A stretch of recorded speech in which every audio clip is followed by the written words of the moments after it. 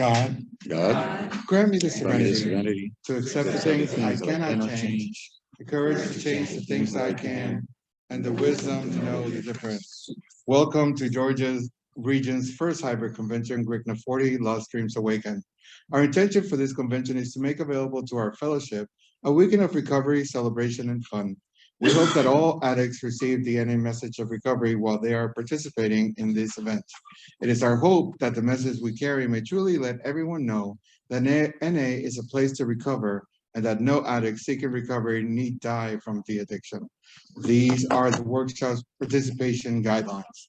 If you are joining us virtually, please dress appropriately on camera. Please keep your microphone on mute unless you are asked to unmute by the host or co-host. If you have questions or need general assistance during the workshops, please contact the host or one of the co-hosts via direct message in chat. If there is time after our workshop speakers finish, you may have an opportunity to share your experience, strength, and hope on the workshop topic. If you would like to share virtually, please raise your virtual hand. Your virtual hand can be raised by going to the reactions icon on your computer or by going to the more section on your phone. If you would like to share here in person, please raise your hand. You will be asked to come up to the microphone and camera so that those at home can hear and see you. The virtual host and co-host and I will attempt to maintain the queue correctly. Your kindness and patience will be greatly appreciated. Please limit your share to 3 to 4 minutes. I've asked John to read how it works. Hey, John. How it works. The We have readings to here. offer and are willing to make the effort to get it, The and we are readings ready to take certain steps. These are the principles that made our recovery possible. One, we admitted that we were powerless over our addiction, that our lives had become unmanageable. Two, we came to believe that a power greater than ourselves could restore us to sanity. Three, we made a decision to turn our will and our lives over to the care of God as we understood Him.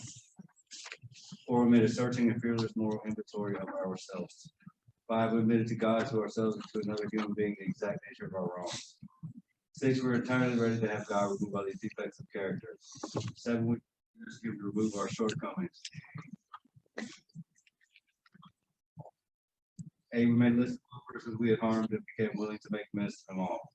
Nine, we made direct amends to such people wherever possible, except when to do so we injured them or others.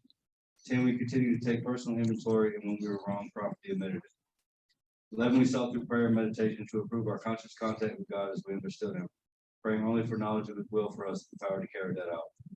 12, having had a spiritual awakening as a result of these steps, we tried to carry this message to addicts and to practice these principles in all of our affairs. Sounds like a big order. We can't do it all at once. We didn't become addicted in one day, so remember,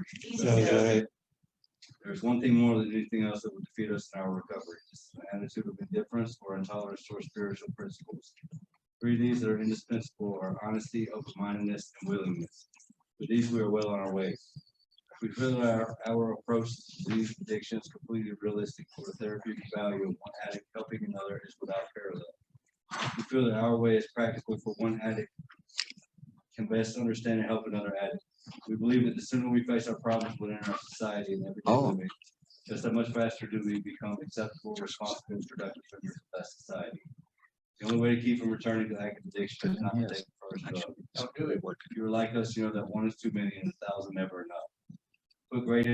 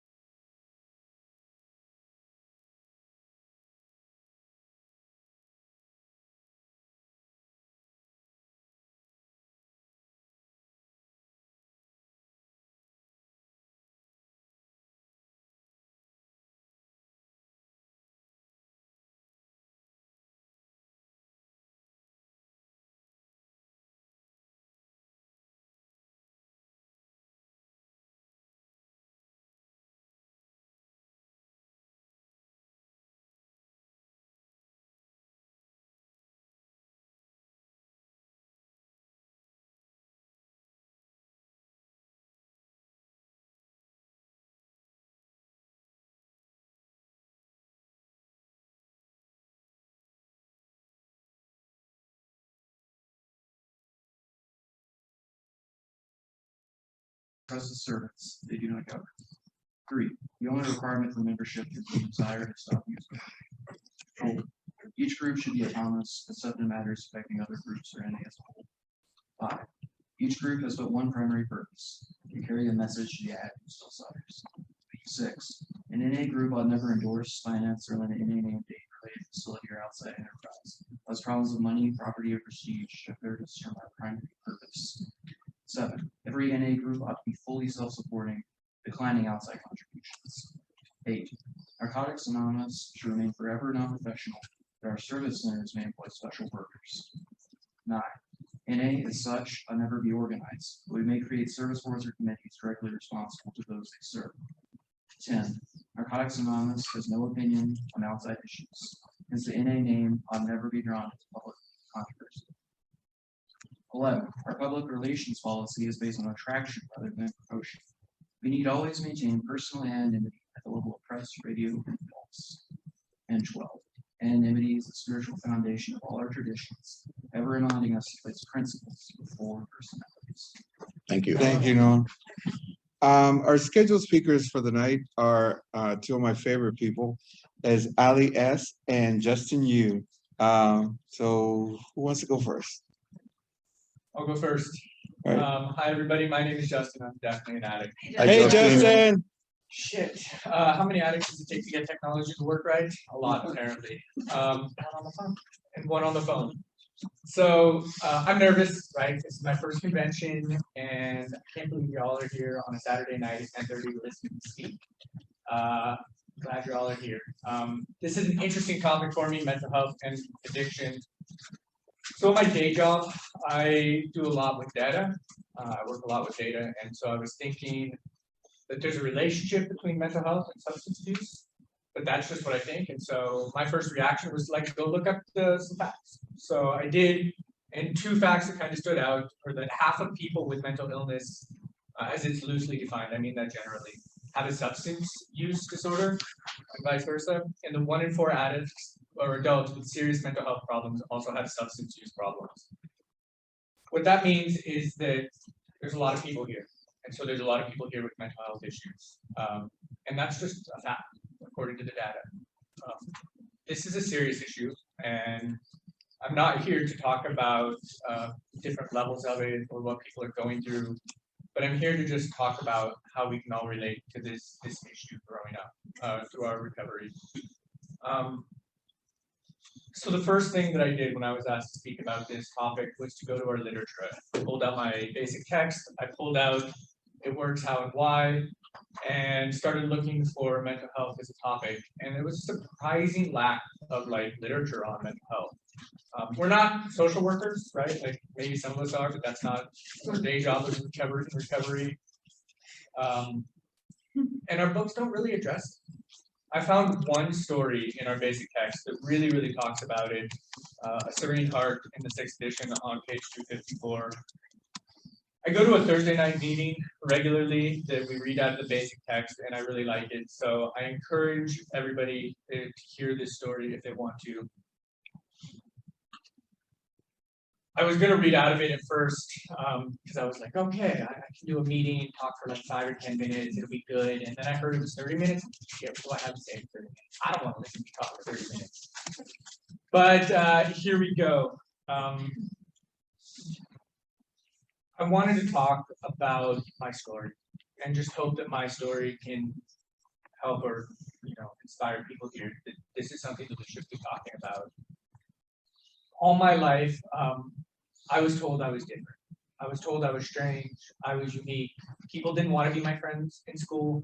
I was always the weird kid that nobody liked, that everybody thought was weird. I didn't really have a lot of friends growing up. I had one close friend that I would just latch onto in a very codependent way. My life in my memory starts at around age 12, 6th grade. I don't really remember much before that. I don't know what other people's how their memory works, but my life starts in 6th grade. I came from a very loving family in some ways, but my dad was an alcoholic and is in our sister program. One of my memories that I do have, I have flashes and glimpses here and there.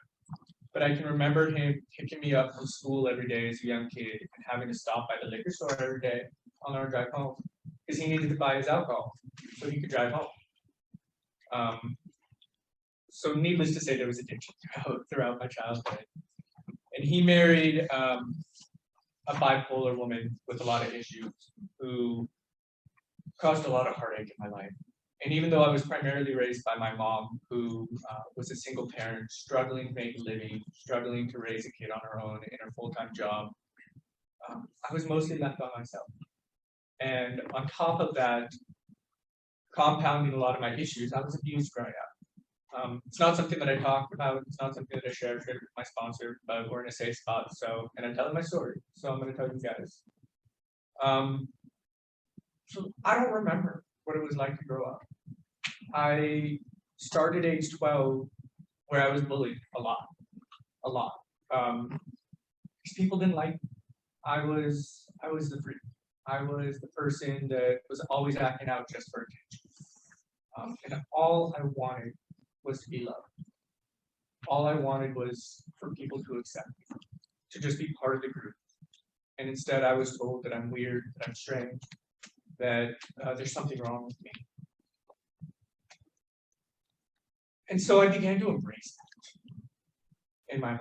If that's the mantle that I'm going to wear, then I'm just going to embrace it. I started using in college, which is later than most people, some people here in recovery that I've heard. But the reason that I started using was because I found a group of friends who would accept me. I found a group of outcasts that I could hang out with, that wanted to be my friends, that wanted to talk to me, that wanted me around. And I never had that before. I never had somebody who just wanted to be there with me. So I started using it. And when I first used it, it changed everything because I was able to escape. I didn't know what I was doing at the time. I thought I just wanted to feel good. Drugs made me feel good. Drugs took away the feelings that I had. I can remember going home and being like, "Yo, Mom, I'll see you in 3 days." She's like, "Where the fuck are you going?" I'm like, "I'm just going out." Hanging out was the thing that I loved most because I got to be with people. All I wanted to do was be with people. I always felt like something was missing in life. I always felt like I couldn't live with who I was. But I was the type of person who would be socially outcast my entire life. Being alone is my number one fear. Number one fear. And I am so alone in life that it hurts me every single day. Oops. I used to escape reality. I used because I wanted to be around people, because I wanted to have friends, because I wanted to feel good instead of living with my everyday life. When I first came into the program, I heard that the worst place for an addict is in their own head. And I don't know about y'all, but like for me, that is the worst fucking place for me to be, in my own head. Yeah. And I'm in my own head 24/7. I can remember trying to go to bed every single night and just being so scared because I was alone with myself and I didn't want to be. I just didn't want to be me. I didn't want to be lost with my own thoughts. And it hurt. And then I'd wake up in the morning and the world would look good, but I dread the night because I knew what was coming. I knew that I would have to be with you.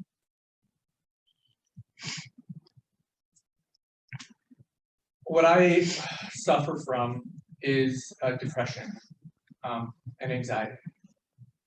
I feel still to this day that I'm different.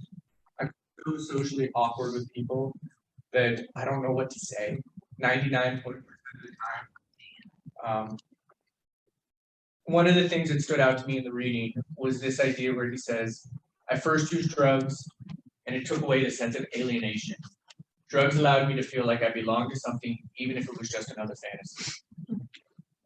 And like that hit home because that was me. I was able to escape myself into some other place and just be, at peace. I spent most of my life with TV and video games because my single mom was just busy trying to pay the bills and didn't have time for me. I remember one of her favorite phrases, or just something that hit me up, was "Go away, I'm busy now. I have work to do." And I don't blame her as an adult. Like, shit, life is hard. But all I had was that. And so I escaped into a fantasy. I spent more of my life daydreaming about how I was cool or how I would react in certain circumstances and situations instead of living and being me.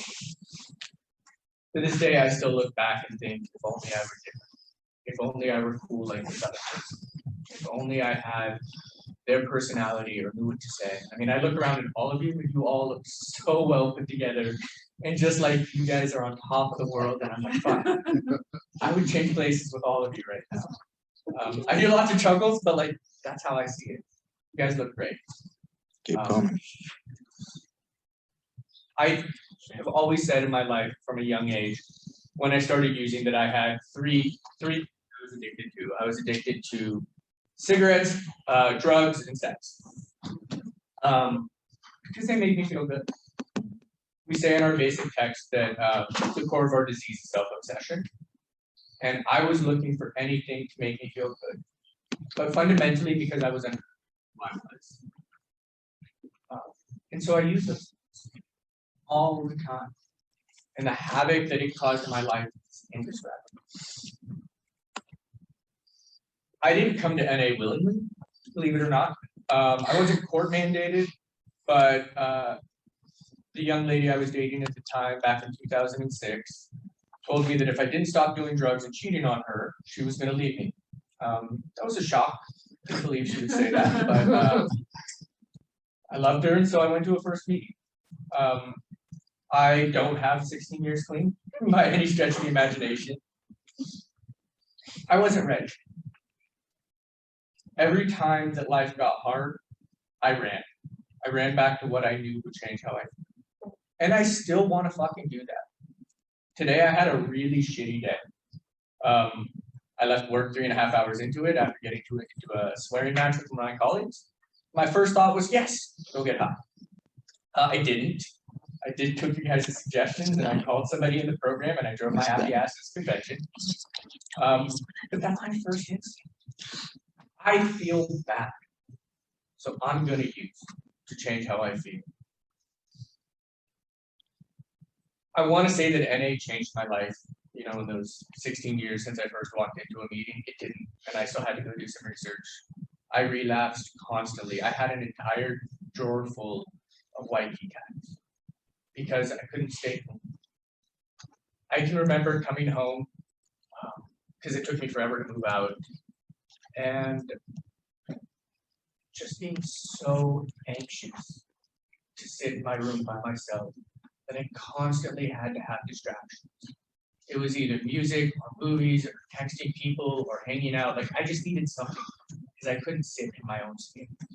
I still struggle with that to this day. Like, it's really hard for me to sit in my own skin. I sleep 5 hours a night, and I work 6 days a week. I do meetings 5 days a week, and I try to maintain some social life just so I don't have to be alone. Just so I don't have to.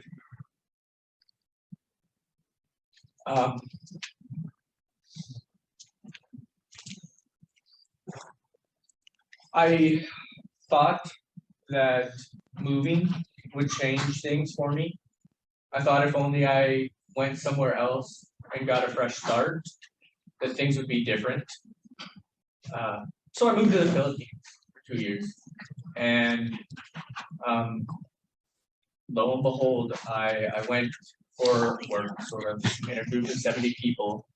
And I remember we were sitting in a circle, and they were like, what do you guys want to get out of this experience? And I said, I just want some friends.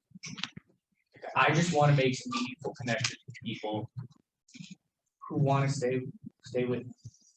And I didn't. I was ostracized again. Maybe I am weird. Maybe I am different. Maybe I am a freak. I do weird shit sometimes. I don't know what to say. I'm awkward. I'm boring. People ask me how I am, and I'm like, I don't fucking know, man. I go to work, I hit a meeting, I sit down, play with my dog. I have an attack dog, her name's Tinkerbell. And adorable. My problem was me. And my problem is still me. So I came to Atlanta where I knew nobody. And I was the only graduate student living in the college freshman dorms. Awkward as fuck. And I didn't know anybody. But I knew how to use. And it didn't take me long to find somebody who would use. And then I had 3 friends. And all I did was hang out with them every single day and use, or sit in my room and play video games. And my mental health plummeted. Eventually, I did move back to Georgia here and live here and work here full time. But I still had those same 3 friends, and I used. When I first moved to Georgia, I had everything that I could fit in the back of my car. So I had nothing. I had no money because I just never worked. And I came home every single day, and I didn't have any furniture. I sat in front of my little TV on the floor for 6 months. I watched Impractical Jokers for 6 straight months. Yes. Because it helped me escape. Yeah. I slept on my air mattress bed because I couldn't afford a bed. And I died inside. Emotion. I kept using. I used sex. I used drugs. I would drink till I blacked out. I didn't use to feel good at this point in time. I used to get fucked up. And I don't mean a little bit, I mean like a lot. I would black out within 30 minutes. Like 30 minutes. And the things that people would tell me, I was like, what the fuck was I thinking? I was just out of control. And somehow I would go to work in conditions I can't even, sometimes I don't remember. Like there was whole like parts of my life I just don't remember. And I was alone.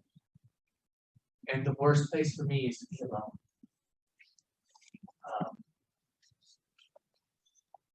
It got to the point where I didn't want to live anymore.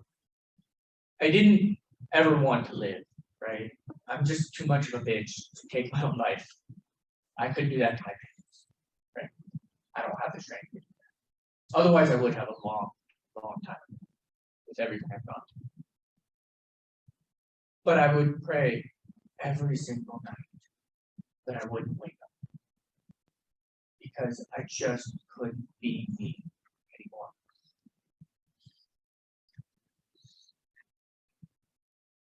And a seed had been planted 16 years ago.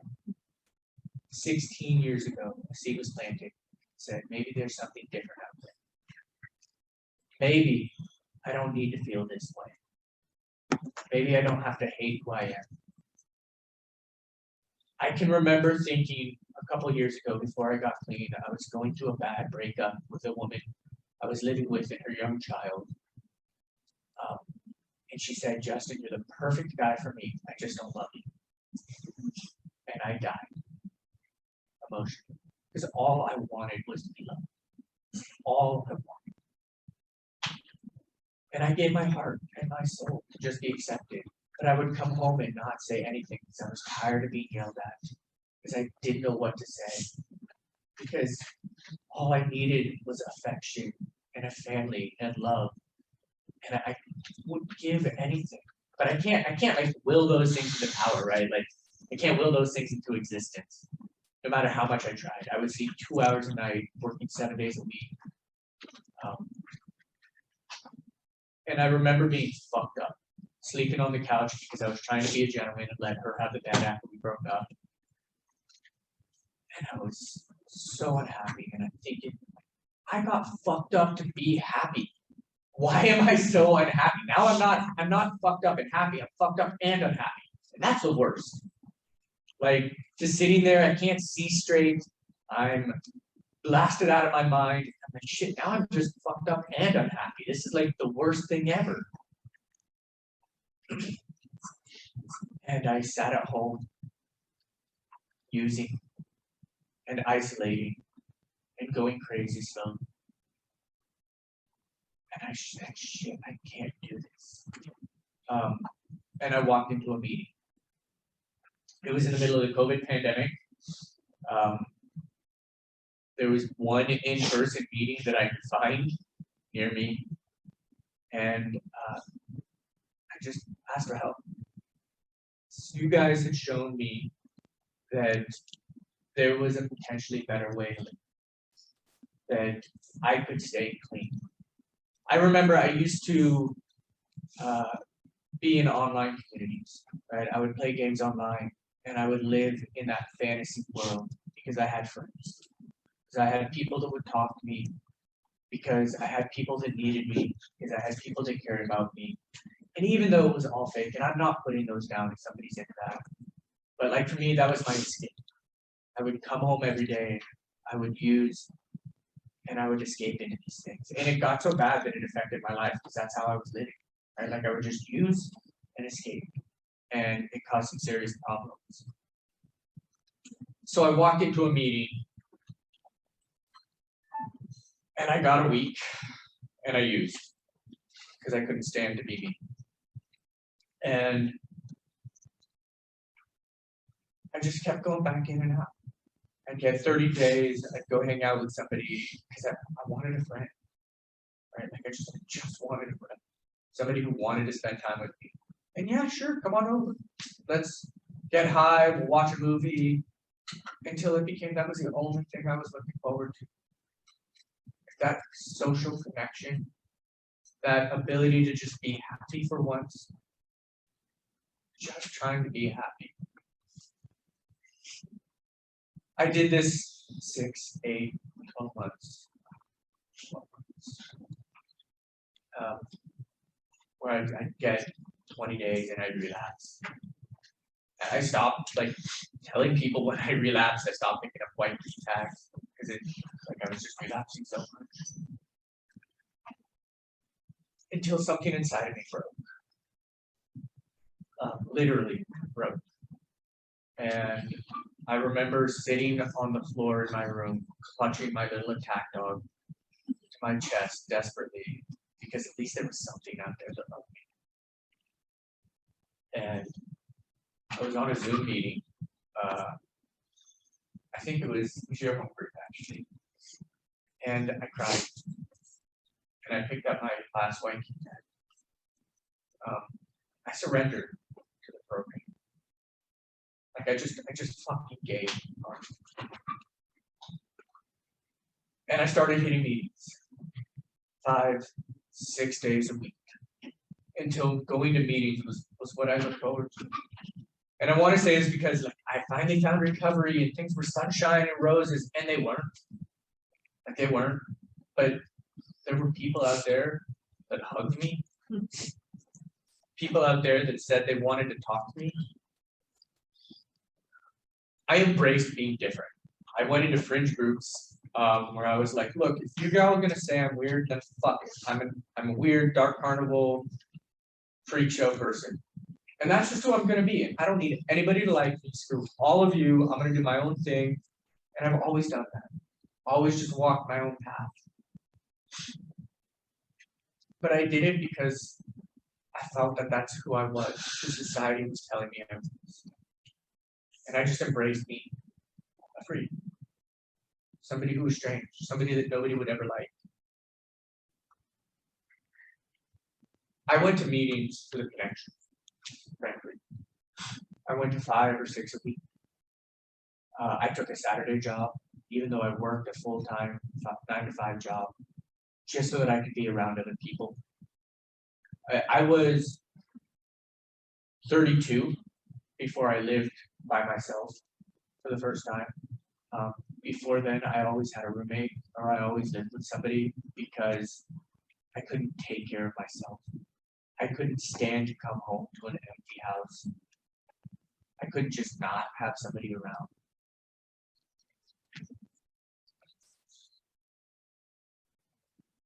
I remember here the first time somebody called me in the program. Somebody had asked me for my number, and I was like, "Yeah, sure." And they called me, and I'm like, "Who the fuck is this person? Why are they calling me?" I didn't know what to say. I think I talked for like 10 minutes. I'm like, "I gotta go back."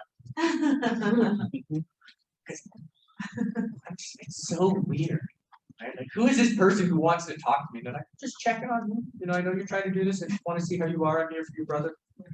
It's so weird. Like, I don't know you. You don't know me. I don't want you to know me. I didn't stay clean after that. I kept using. And I just kept coming to meetings. I still find it really hard to be. This is my first convention. Like, it's really hard for me to just walk up to people and be like, "Hi.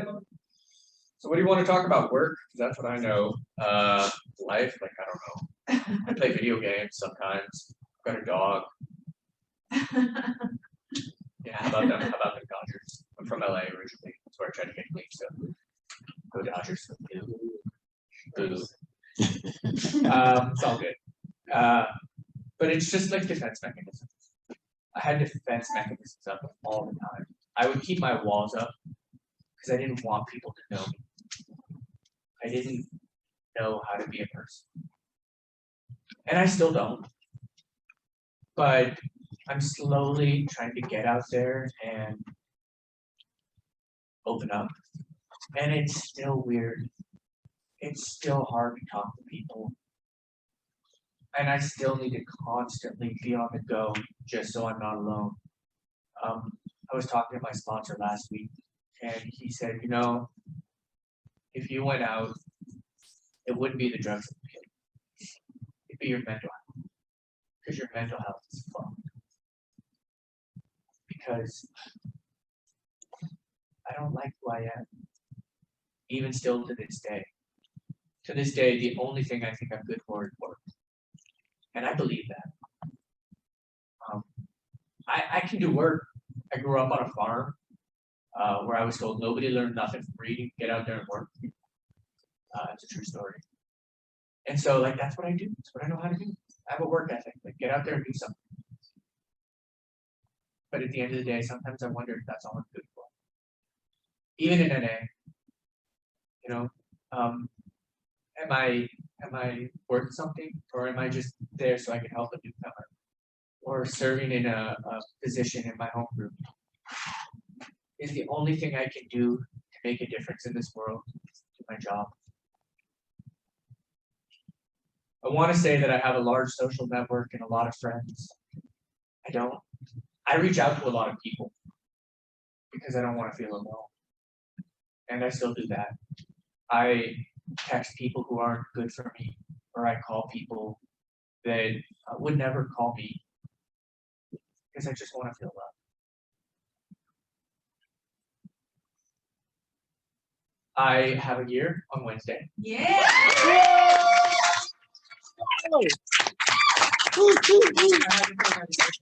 Brag about it. In 16 years, it only took me 16 years to get a year, but we did it. So, almost, knock on wood, one day at a time. I should probably be in some sort of therapy. I try to be more, and I'm like, that's not for me. I don't want to talk about my problems. I don't have problems. Like, I'm fine. Fucked up, insecure, neurotic, and emotional. One of the things that stood out to me in the reading was this idea of, not wanting to take drugs because I'm in recovery. He says the medical team, the medical team said I was severely depressed, schizophrenic, and prescribed medication. But I refused to take the meds because I didn't want any mood-altering drugs in me. And I wrestle with that too. Like, that's what I don't want to take anything. First of all, I'm not sure those are great for your long-term health. That's just my opinion. Please listen to your doctors. And I'm in recovery. I don't want to take anything that's going to change my mind. but not a medical professional. I need help. I need you all. Right? The hardest thing for me to do in this program was to start calling people. That's really fucking weird. Let me just tell you, that's really weird. The first time a home group member came up to me and was like, I want to hurt from distance. Like, I want to talk to Justin. I'm like, oh my gosh, he wants to talk to me. Like, wow. And then he came up and talked to me. I think I word vomited for like 5 minutes. And I'm like, I gotta go by because I'm so intimidated and I'm scared. I'm a scared little boy on the inside. Still to this day. I struggle with depression a lot. People in recovery have things that they need help with. What I can tell you today is that I don't go to bed every night wishing I would die. I'm in a better spot, mentally and emotionally, because of recovery, because of everybody in this room. I can walk up to people here at this convention, and even if I don't know what to say, they give me a hug. They say, hi, my name is, where are you from? And that's really weird, still to me.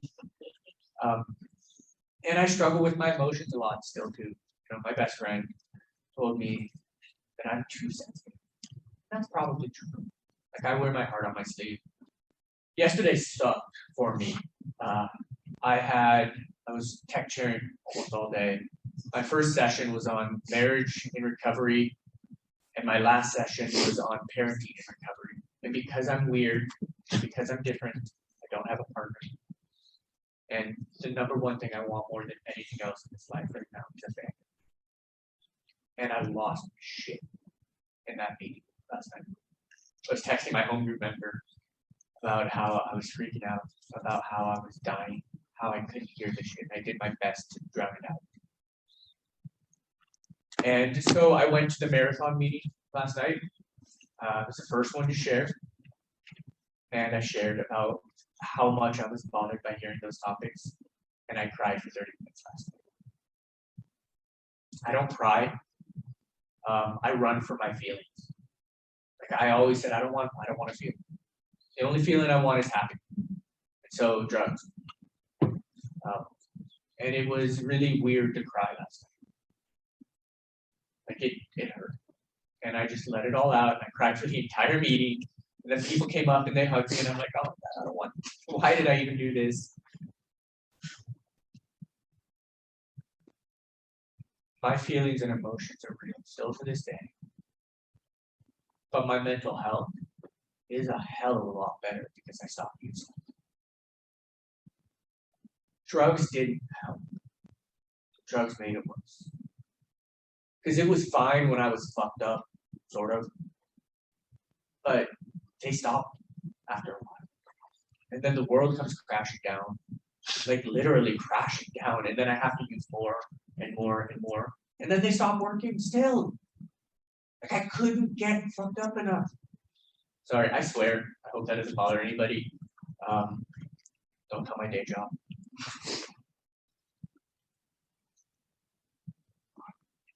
Recovery is not a tool for mental health improvement, but recovery has allowed me to work on my mental.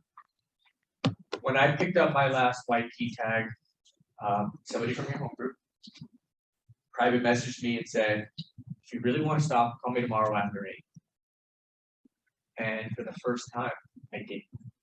I called somebody in the program and they just asked my story and I talked to them for an hour. And I remember I kept saying, I have a lot of shit to work on. And yeah, I meant I wanted to stop using drugs. But like, I feel like I'm not good enough. I feel like I have a lot of problems. I feel like I do a lot wrong still to this day. And what I really meant was, I just wish I were a different person.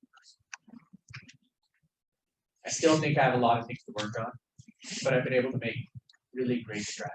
That person became my sponsor, which I couldn't even ask him in person. I sent him a text. I was like, please sponsor me. He's like, motherfucker. Couldn't even ask me in person. So Justin, Justin, Justin. 3 minutes. 3 minutes, wow, that's good for me.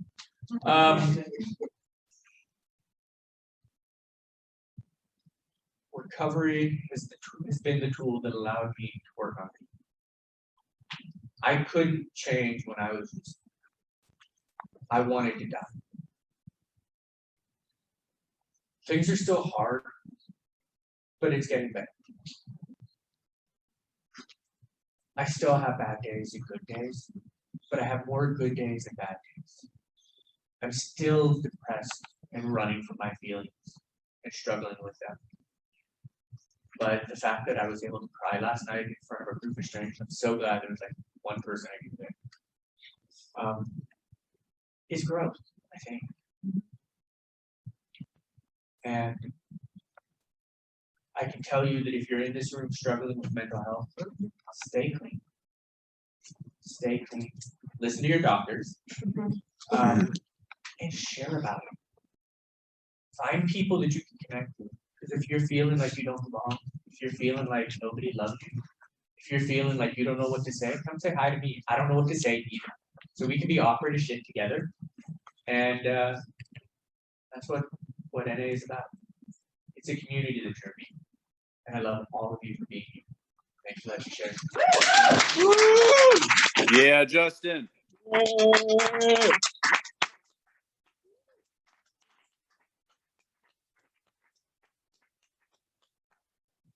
That's great. So I just go now? Yeah, yeah, sure. Why not? Hey, y'all, I'm Allie, I'm an addict. Hey, Uh, Hey, Allie. Hey, Kevin. JM. I want to apologize to y'all for texting earlier. Erin, who's up there, if y'all want to really make her turn red with her camera off, you can say, oh, y'all, hey, Erin. Erin. You're on, Erin. Probably just Show your popcorn. face. She was telling us that she was having trouble with her text, so that's what was happening. I'm going to start off by being on my soapbox, so please be prepared. So I am a social worker. Funny story. One of the key parts of like good mental, like keeping yourself healthy on an emotional level is a regular sleep schedule. This is at 10:30 at night, which seems a little ironic to me. And also really works well for me because I also have a sleep disorder and I would not be asleep anyway. So the other part of that is like, so when I was in graduate school for social work, like teachers pulled out that quote that stat all the time of like 50% of people with mental health issues also have a substance use disorder. What they always forget to say is that a substance use disorder is a mental health issue. So hi, if you're all addicts, you all have a mental health issue. Well, to me, I cannot separate the two. All right, soapbox done. Hi, I'm Allie, I'm an addict. Yeah, that was Allie with kids. The first time I can wait, let me back up. Thank you. Everything that you just described is everything that I had felt my entire life. It just looked very different for me. So I hope that you hear this and know that if I can do this and get to a place that is at least slightly different, so can you. I used to also never cry, and now I'm a weepy motherfucker. I will cry at the drop of a hat, so I will probably cry during this. The first time I can remember wanting to die, I was 10 years old. I have struggled with depression and anxiety my whole life. I also have ADHD and attentive type in case you care, thus the knitting, right? I go behavioral coping skills, so knitting works for me to help me pay attention. It did not help me not want to die, I'll say that. And neither did medication for a really long time because I was also medicating myself, which in case you didn't know, makes meds not work. But I grew up in a family that was really concerned with looking normal on the outside and was pretty fucked up and dysfunctional on the inside. And the only reason, like you said, that I did not ever go through with my desire to die was that I felt like I was the one that held the family together. My mom also really suffered from depression. Hers started pretty intensely after my younger sister was born, and most of my memories of her as a child are of her in bed. I baked my own birthday cake at 4 years old because she was basically depressed. I learned to change diapers really young. because I had a younger sister, I learned to do a lot way earlier than I should have. Than I should have been able to. And my dad worked 3 jobs until I think I was in high school, so he just wasn't there. And we moved a lot. So I have felt depressed and awkward and like I don't know what to say all the time. Still feel that way, sorry. I had it a little better. Right, so like right now, I feel like I'm on the verge of a panic attack. But like, you can't tell. Because I got really good at hiding. Because 1, my little sister needed somebody to take care of her, and 2, I needed to function enough to get the hell out of my house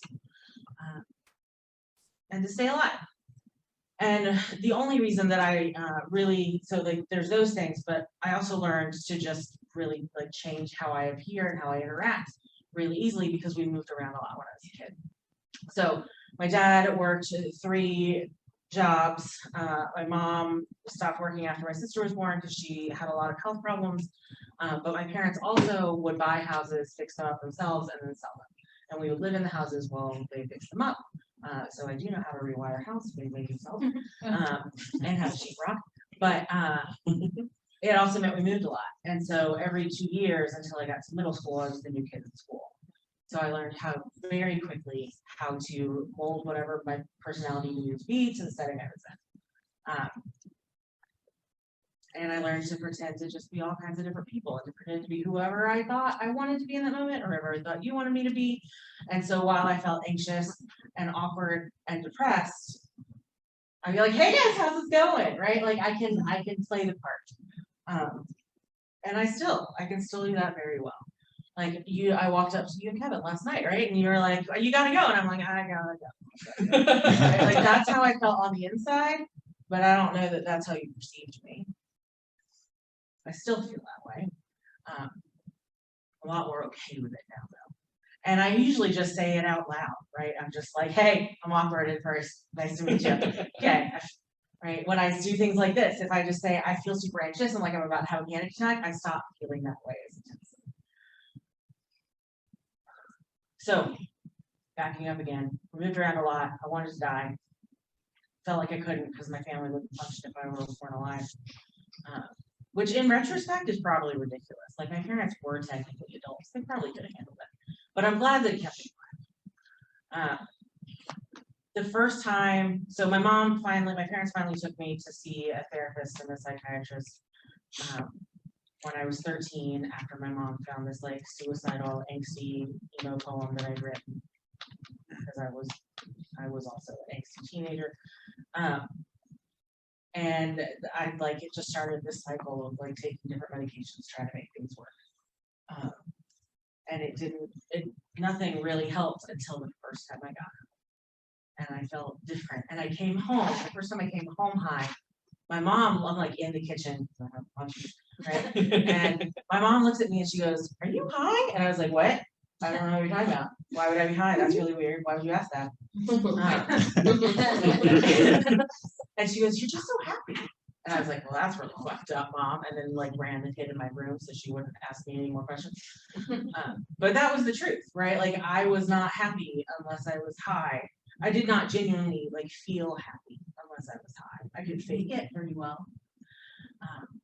And it's not like I wanted to die 24/7. Most of the time I just felt empty and nothing. And like I didn't care about anything. And when the depression comes back, because it still does sometimes, that is where I go. I go to empty and nothing as opposed to like, I don't want to be here anymore. But it's not nearly as bad as it used to be. And I do have medication that works though. So if we fast forward, so there was also a moment when my parents finally admitted to themselves that I had an issue where my mom said, well, I just thought that's how you were. Like that was just normal for you. And again, I said, wow, that's fucked up, Mom. Seems like there's actually an issue. So eventually, so I kept using, it went from I am only happy when I'm high to I'm miserable when I'm not high and I feel nothing when I am, and I'd rather feel nothing. And I had a lot of friends, and yet none of them knew who I was. None walls were up all the time. I still have walls up a lot. It is very hard to get them down. I let very few people in, and when I do, it is really scary. Because I always think people are gonna leave. Which is a little ridiculous because I was always the one that left in the past, but still, child brain doesn't work, whatever. So it's really difficult for me to be open and vulnerable. But I do have a handful of people in my life that I do that with. And I've gotten much better at doing that. And the more comfortable I get with myself, the easier it becomes. So eventually, I got clean. The whole story there, of course. But my clean date is May 9th, 2006.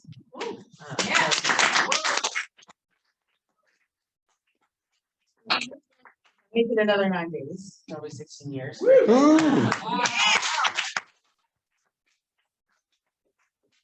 But May 9th of 2006 was also the day I decided I was actually going to kill myself. And I had been going to therapy for like 5 years, seeing the same person, and pretty much just spending the entire time talking about everybody else in my life and never about me, or just being super dishonest about what was really going on with me. And that day, so I was 20 years old, I dropped out of school, gotten suicidal again. My best friend told me that he never wanted to speak to me again. And my mom said, get honest or get out. And I did not get honest with her in that moment. But I did get honest with my therapist because I saw her later that day. And I said, this is what I'm doing. Can't stop. I didn't say can't stop using because I didn't actually think I had a drug problem. I thought I only used those depressed. If I wasn't depressed, then I would use drugs. Turns out they go hand in hand. And she suggested that I go to an NA meeting. And I did. I only went because my plan was to go to meetings long enough so that my parents, because I'd also got, right, like my parents put me on lockdown at 20 years old, grounded, fun times. But I had nowhere to go. So my mom, okay, let me back up. My mom we were driving somewhere, I can't remember where. I had stolen a bunch of money from them and from my parents to use, obviously. And all of a sudden I realized we were driving out to like the middle of nowhere. And she confronted me about the missing money. And I made up some elaborate lie that she did not buy because I'm not nearly as clever as I think I am. And she said, get honest or you got to get out of the house. And I basically, I spent a solid, I don't know how long, thinking, okay, I can get out of the car right now. And I can keep doing what I was doing. And then I realized that I had absolutely nowhere to go. I had a part-time job that was not going to pay any rent. I worked at a yarn store, so I spent all of my paycheck in yarn, obviously. I had no friends that had any sort of stable living where I could even crash on a couch. The one person I thought might take me in was in recovery, so I couldn't use her house. And so I don't even remember how that conversation ended, but I remember that I decided not to get out of the car. So a therapist said, go to an meeting. I said, okay, fine. My plan was to go to meetings long enough so that my parents would get off my back so I could steal more money from them, buy a bunch of dope, and kill myself. And I have no idea when that stopped being the plan, but I have not used it since May 8th of 2006. I do remember, I don't remember anything about my first meeting other than the fact that it was a women's meeting, it was super small, and when they handed out the key tags, everybody turned and looked at me. And I was like, okay, so let's do something now. And me, being the good chameleon, got up and picked up a white key tag, even though no intention of staying clean, did not even know what a white key tag meant, because I was just like, I don't know, okay, here's the thing that I do. You want me to do it, I will do it, okay. But I kept going back to that meeting, and there was this one woman there who every week she would say, you look so much better this week. And first of all, I thought I looked fine. I did not understand how fucked up I really was. but it was the first time in a very long time that I felt like somebody saw me, right? Like you talked about just wanting to be loved. I just wanted to be seen, like for me, not for whatever facade I was putting up, not for what I could do for you, not because I was the one responsible person. Like I wanted to be seen for me. And I felt like she saw me. And so I kept going back to that meeting. And at like 25 days clean, my home group went, we need somebody to go to area, we're gonna get taken off the meeting schedule. And I went, I don't know what that means, but I'll go. And they said, okay, nobody told me it was for a fucking year. Nobody told me that it was every month.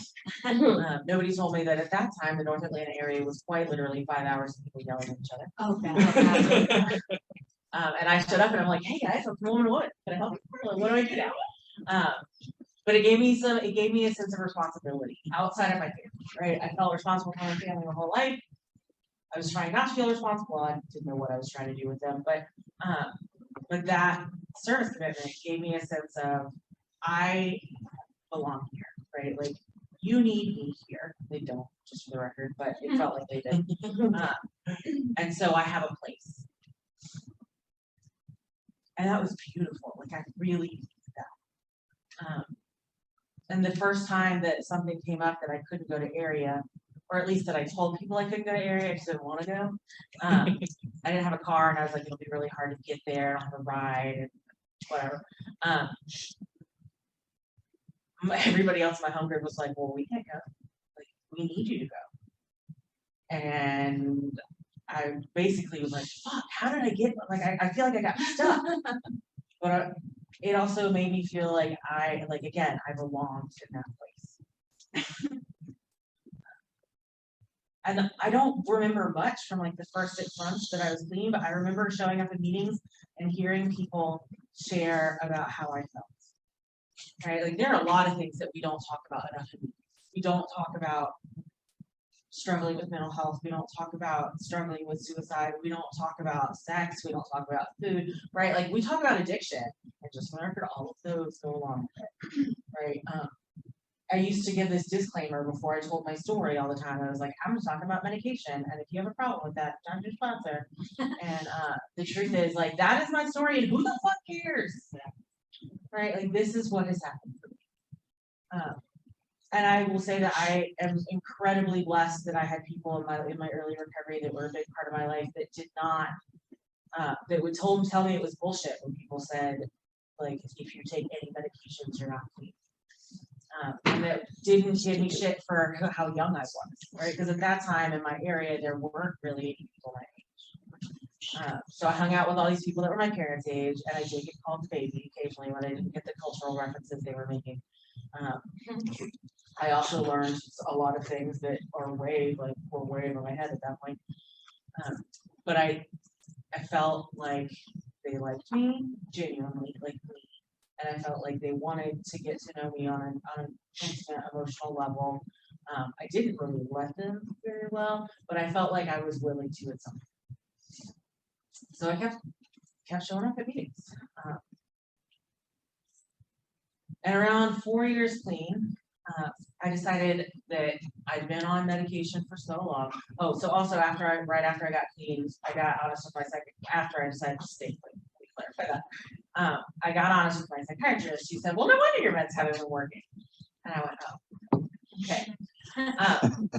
This is the same psychiatrist that I used his emergency pager number in high school to ask if a certain substance would interact poorly with my medication. And he told me that was not an emergency and not something I should be doing. I did not listen to him, but I did die, so I guess it's fine. So around 4 years clean, I was like, you know what, I've been clean this long, my life is a little more stable. Let's see what happens if I come off my meds. Bad idea. It's also on a 4th step. Like that's an extra bad idea. Holy shit. I did not put those two together. And I got suicidal again. And I stopped going to meetings except for my home group, which I really only went to because it was like social hour afterwards. I stopped calling my sponsor. I stopped talking to people about what was going on. I started all my old like lying, stealing, cheating behaviors, all because I didn't want to feel. And I didn't pick up because I knew that was like the line. I was like, well, if I steal money, it's fine, but I can't eat. Right? Or if I do this one fucked, if I sleep with this person, it's fine, even though like it's really probably gonna hurt their feelings, but I didn't use. And then I like basically my family had another intervention with me because again they figured out I stole money from them. Apparently my family actually like looks at their bank accounts. I don't know what Who knew? and they said again, like get honest or get out. And I got honest. I went back on my meds. I went back to therapy. And I started going to meetings and I started talking to my sponsor and I started talking to my friends again. And eventually I felt better. And that does not, right, like that doesn't mean that I didn't struggle or I didn't do like fucked up things occasionally, but I did consistently feel better. Right? I didn't want to die anymore. And then at some point, so I had gone back to school, right? I dropped out of school right before I got clean, and then I went back to school. To college when I had like 6 months, which was a terrible idea, just for the record. I really wish I'd waited longer. But I did not know how to be a student. I barely knew how to like wake up with an alarm. It just didn't go well in the beginning. But I did somehow eventually graduate. And like towards the end of my college, I got this opportunity to buy out one of the business partners at the store where I worked. And so I became a business owner. And I was a workaholic, right? So if you own a business, you're kind of always working, but like I would go to work at 11 a.m. because we were open from 11 to 6. We tried to be open at 10, but neither my business partner nor I could get there on time, and so I just quit doing it. I would go to work at 11 a.m., work until 6, go home, take a nap, go back to work and work until like 3 a.m. Sometimes I would go to a meeting and then take a nap and go back to work. But it was unsustainable, right? I felt crazy. And so I had to really look at like what the priorities of my life were, because I get a lot of fulfillment through work.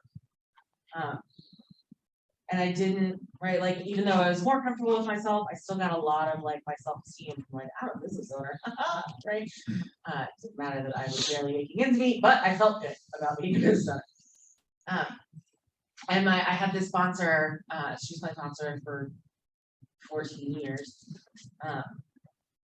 who would say that balance is something that she waves at as she swings from one extreme to the other. And I was definitely like way in the extreme and talking about it and having people that had also struggled with that and like showing up in meetings and crying and being open and actually listening when people talk to me later. Because usually I'm like, let me get really vulnerable in a meeting, and then as soon as the meeting ends, people are like, hey, can I talk to you about that thing? And I'm like, I don't know what you're talking about. No, everything's fine now. Nope, we're good. But actually listening to people talk about their experience helps me swing back a little bit to the middle. And eventually I decided that retail makes me hate people, and so I did not want to do that forever. And I always knew that I wanted to help people in the way that I was helped and in ways that I was not helped as a younger person, a teenager, that's what they're called. And so I went back to school.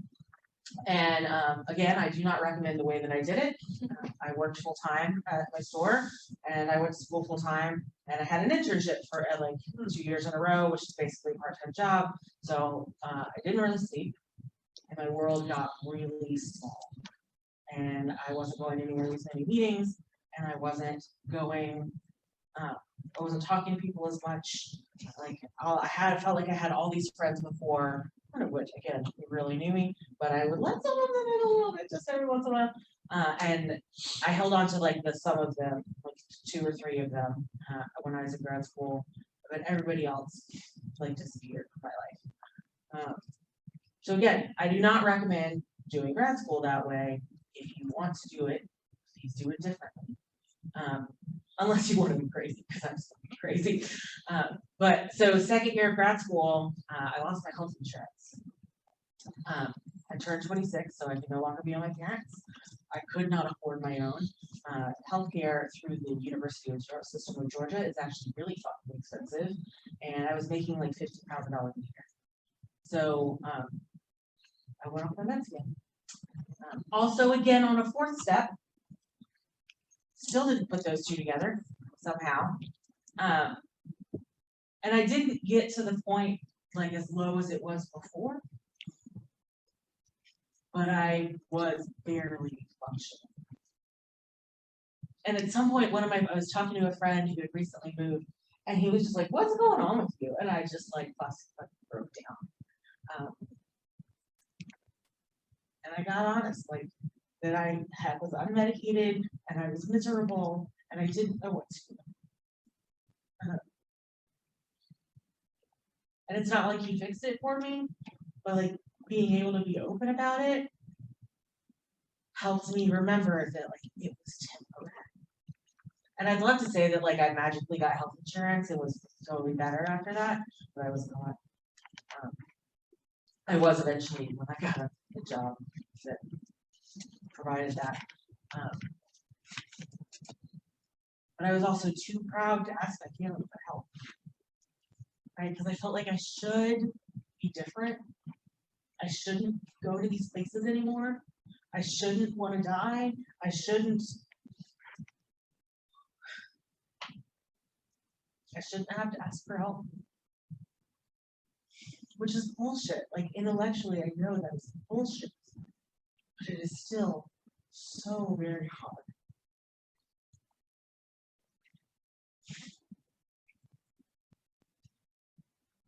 But I did get, after I told him what was going on, I got a lot more honest with a lot more people. And that really helped. So like, even though I did not feel okay, I knew it was temporary, and I knew there were people there to support me. And I knew that there were people that would call me because I would not call them. And that got me through that last year.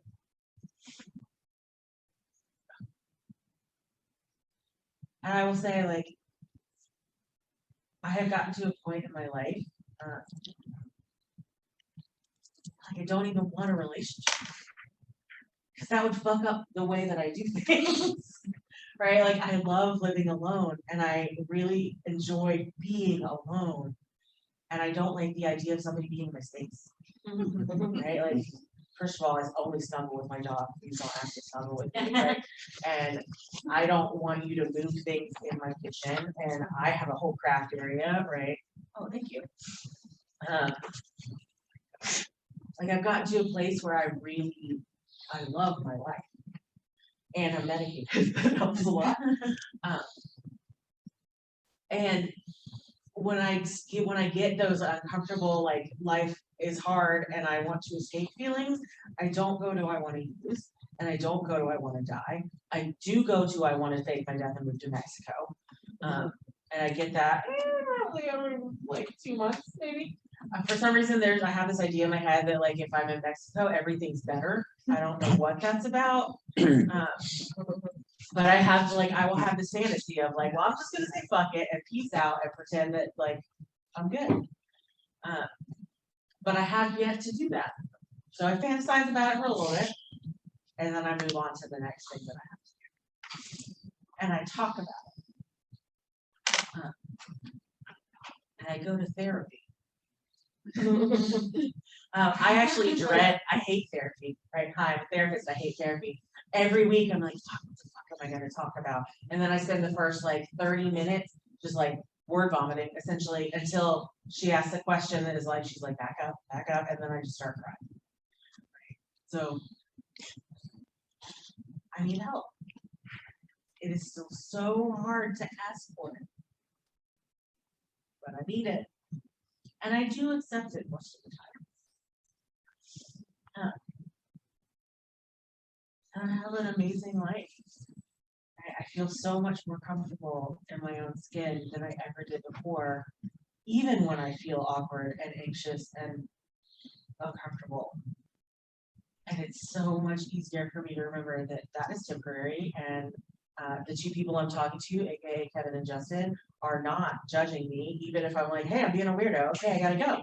Right? Like they just love me anyway. And I gotta say this, and I know I'm almost out of time. I had this experience recently. My sister is getting married, and I went to her bachelorette weekend, and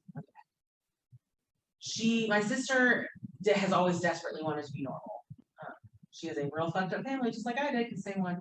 But she really she went the other way. I was like, okay, I'll be a weird. Like I said, okay, I'll be a weirdo too, right? And like I was the resident flower child in high school, whereas she is like, let me wear the polo shirt and have the very nice job and boyfriend and nobody look over here and I will never tell you anything about anything. And so all of her friends like super normal, right? I'm super not. And so, but I'm also me. Right, so I went on this weekend with her and her 3 friends, and like I talk about my life, which includes being arrested multiple times and doing hard drugs and things like and struggling with depression, things like that. And I just it didn't occur to me that would be weird to talk about. And she called me when I got home from that weekend and said that it really upset her. And I immediately went into shame. But that's not true. I first went into fuck you, bitch, and got really defensive and then walked it back because I've done a lot of work and said, I was able to say, I'm really sorry that hurt you. I did not think about how it would impact you. And I'm not going to lie about who I am.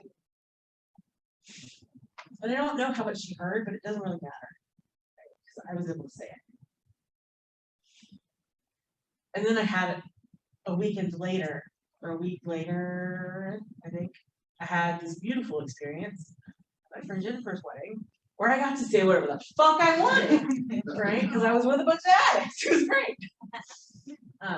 But it was really hard when I realized how quickly I went back to shame. And it was also really freeing to realize how quickly I got. So today, I'm really grateful to be asked to do this. Still think it's ironic that it's 10:30 at night. And I'm really grateful that I'm not just talking to an empty room because there are other people that just so happen. So thank you. Thank you, Ali. All right, Allie. We have 15 minutes, maybe we can get 10 if anybody wants to share. Anybody want to share?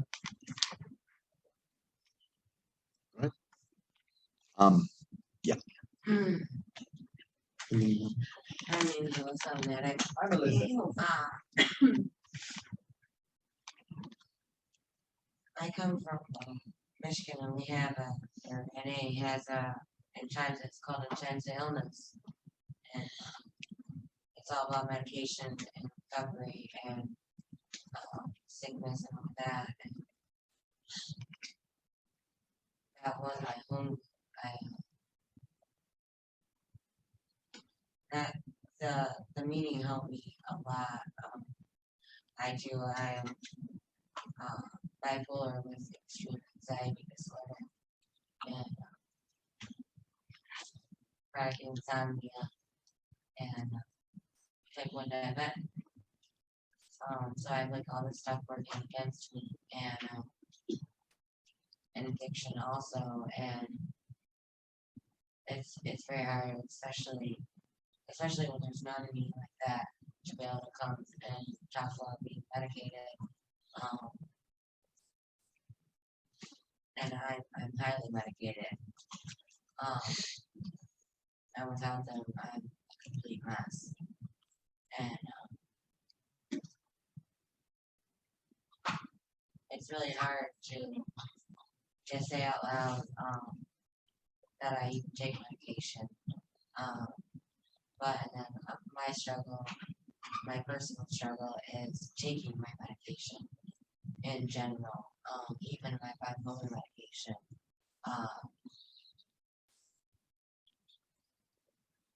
I don't want to take it because I feel like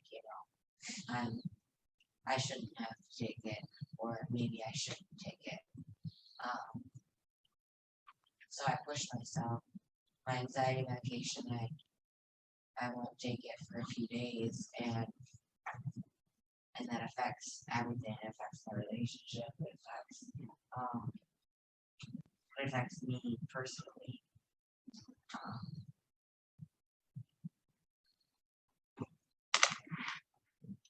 And it's scary sometimes. It can be overwhelming. But I find myself talking about I'll go to meetings and I will bring it up. Partially too because it's not brought up. And I know that there's gotta be somebody out there that is struggling with the same thing. Thank you. Glad you're here.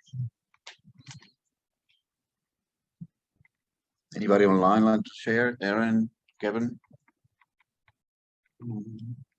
I'll share. Okay. My name is Carrie, I'm an addict. Hi, Terry. So growing up, I hated being in my own skin. Or may have said that a little bit last night.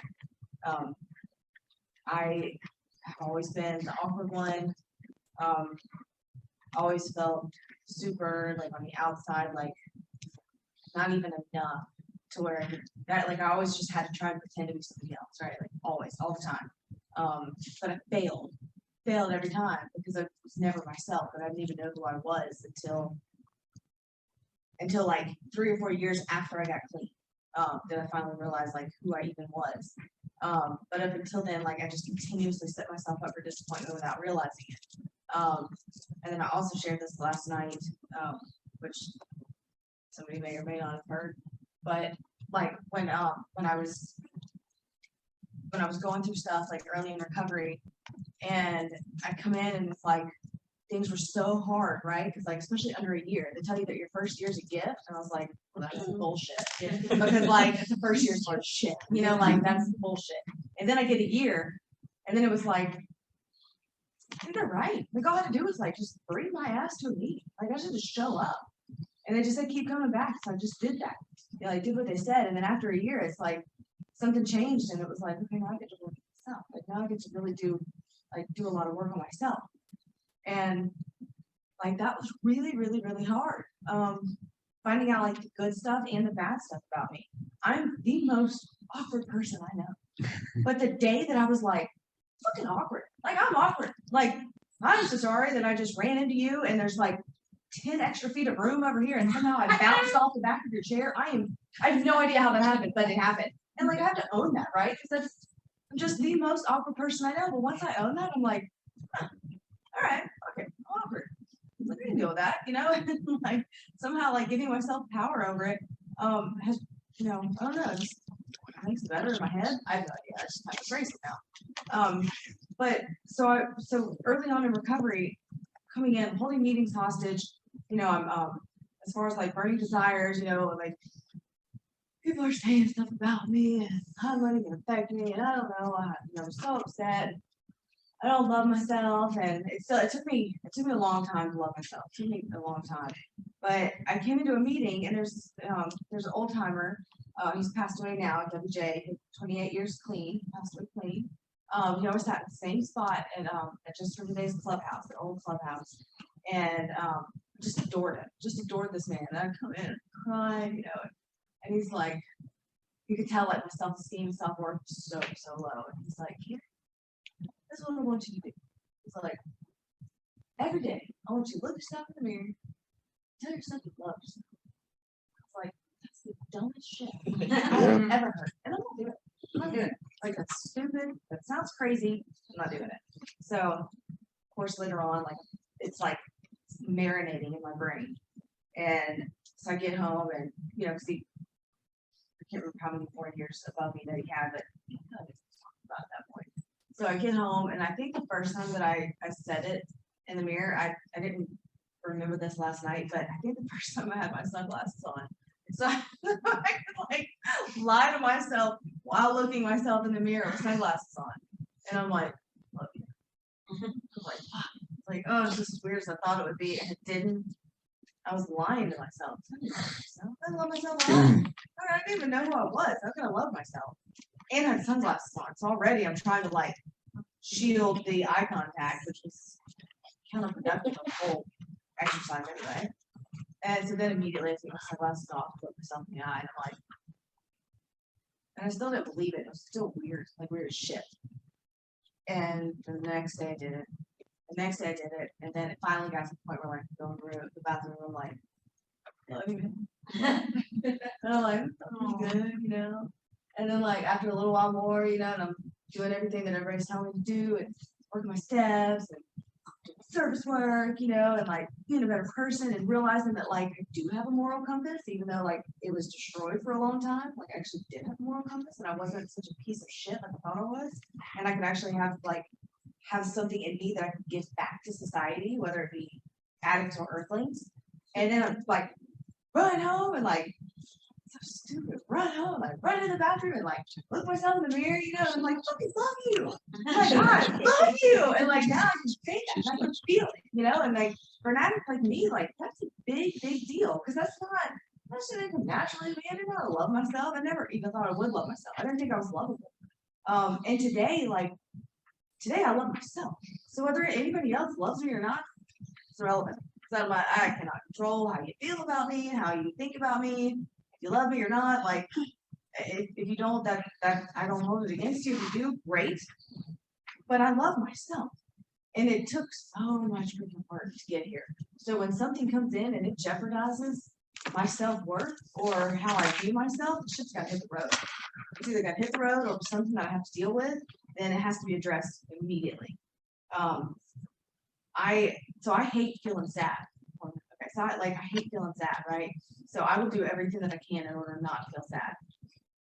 So my dad passed away from COVID in 2020. And so I'm like, what's the positive? What's the positive? You know, and I'm focusing on the positive. And then like 6 months later, I'm trying to like, you know, steadily just keep working through. And 6 months later, I realized that I had not dealt with anything sad. Like I everything was like registering, but I just, all the sad shit I was pushing to the side.